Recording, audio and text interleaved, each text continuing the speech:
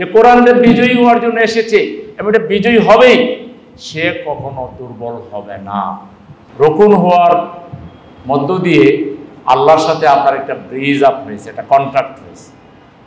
এই কন্ট্রাক্ট অনুযায়ী আপনি আল্লাহর কাছে ওয়াদা করেছেন যে আপনি আপনার ঈমান, আকীদা, আপনার যে চিন্তা চেতনা, এগুলোকে কোরআন সুন্নাহর আলোকে আপনি গড়ে তুলবেন। এই ওয়াদা আপনি করেছেন। তাহলে কোরআন সুন্নাহর আলোকে যদি আপনাকে গড়ে তুলতে হয়, তাহলে তো কোরআন সুন্নাহর সাথে আপনার নিবিড় সম্পর্ক লাগবে। যেটা আগে আপনার জন্য বাধ্যতামূলক ছিল না, এখন সেটা বাধ্যতামূলক হয়ে গেছে। আপনি যে কোনো মূল্যে প্রতিদিন সময় বের করবেন, সকালে হোক, দুপুরে হোক, রাতে হোক, গাড়িতে বসে হোক, বাড়িতে বসে হোক, রাস্তায় হেঁটে হেঁটে হোক, মসজিদে বসে হোক, পাঠাগারে বসে হোক, কিংবা রিক্সায় বসে হোক, আপনি সময় বের করবেন এবং আপনি কোরআনের সাথে আপনার নিজেকে জড়িয়ে ফেলবেন দারুণভাবে। এই কাজটা যদি, এই ব্রিজ আপের ক্ষেত্রে যদি কোনো গ্যাপ থাকে, তাহলে আপনি গতিশীল হতে পারবেন না। কোরআন অধ্যয়নের সাথে গ্যাপ রেখে, কোরআনের সাথে সম্পর্ক দুর্বল রেখে আপনি গতিশীল হওয়ার কোনো বাস্তব কারণ থাকতে পারে না।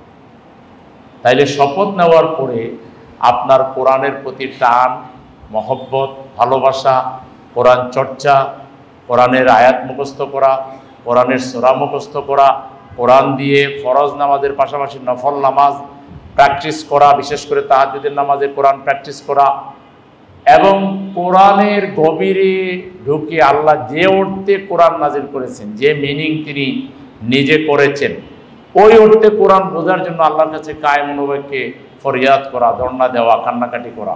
বিষয়টা এরকম না যে আপনি এটার জন্য একটু চেষ্টা করলেই কোরআন আপনাকে ধরা দেবে। এটার জন্য আপনাকে সিরিয়াস প্রচেষ্টা চালাতে হবে। কারণ কোরআনের মাধ্যমে আপনি আল্লাহর সাথে সম্পর্ককে গভীর করবেন। আল্লাহর সাথে যার সম্পর্ক গভীর হবে, কোরআনের সাথে যার সম্পর্ক সঠিক হবে, সেই ব্যক্তি কখনো নিষ্ক্রিয় হবে না, কখনো স্থবির হবে না, কখনো কোনো বন্দায়িত্ব তার মধ্যে আসবে না, কখনো কোনো বিভ্রান্তি তার মধ্যে আসবে না, কোনো জড়তা তার মধ্যে আসবে না, কোনো পেরেশানি তার মধ্যে আসবে না, কোনো ধরনের হতাশা তার মধ্যে আসবে না, অস্থিরতা তার মধ্যে কাজ করবে না, কোনো ধরনের কোনো নেগেটিভ অ্যাটিটিউড তার মধ্যে কখনোই আসবে না। হতাশাবাদী লোক সে হবে না, সবসময় আশাবাদী লোক হবে। কনফিডেন্ট থাকবে নিজের উপরে, সমাজের উপরে, সংগঠনের উপরে, আল্লাহর উপরে, রসুলের উপরে, দিনের উপরে।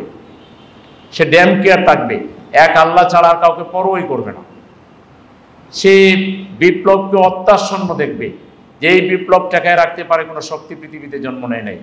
যে কোরআন আল্লাহ দিয়েছেন, যেটা নাজিল করেছেন স্বয়ং আল্লাহ, এবং যেটা যে নবীর উপরে নাজিল করেছেন তার উপরে দায়িত্ব ছিল প্রাণান্তকর সংগ্রামের মধ্য দিয়ে সর্বাত্মক শক্তি প্রয়োগ করে এটাকে বিজয়ী করা, এবং তিনি সেটা করেছেন।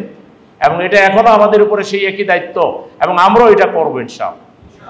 এই কনফিডেন্স যার মধ্যে থাকবে যে কোরআনের বিজয়ী হওয়ার জন্য এসেছে এবং এটা বিজয়ী হবেই, সে কখনো দুর্বল হবে না।